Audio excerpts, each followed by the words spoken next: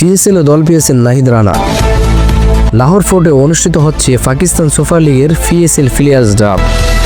পাকিস্তান ক্রিকেটারদের পাশাপাশি নাম দিয়েছেন 510 জন বিদেশি ক্রিকেটার, যেখানে বাংলাদেশের 39 ক্রিকেটার নাম দিয়েছেন।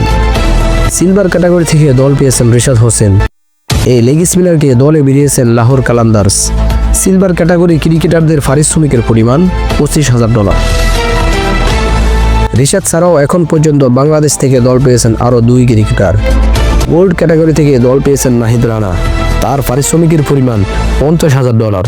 বাংলাদেশে স্পিড স্টারকে দলে বেরিয়েছেন পেশোয়ার জালমি। সিলভার ক্যাটাগরি থেকে দল পেয়েছেন লিটন দাস, তার পারিশ্রমিকের পরিমাণ $25,000। এই উইকেট কিপার ব্যাটারকে দলে বেরিয়েছেন করাচি কিংস। চ্যাম্পিয়ন্স ট্রফির দলে জায়গা না পেলেও বিপিএলে গত 2 ম্যাচে দুর্দান্ত পারফরমেন্স করেছেন তিনি, যা পিএসএলে তাকে দল পেতে সাহায্য করেছেন। প্লাটিনাম ক্যাটাগরিতে আছেন বাংলাদেশে 2 ক্রিকেটার মোস্তাফিজুর রহমান ও সাকিবুল হাসান। এই 2 জন প্রথম ডাকে অবিকৃত থেকে গেছেন, তাদের প্রতি আগ্রহ দেখায়নি কোনো ফ্রাঞ্চাইজি।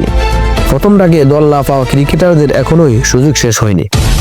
ড্রাফটের শেষের দিকে সাপ্লিমেন্টারি ক্যাটাগরি থেকে তাদেরকে দলে নেওয়ার সুযোগ থাকবে পিএসএল ফ্রাঞ্চাইজি। এই ড্রাফটে আছেন বাংলাদেশের মোট 39 ক্রিকেটার।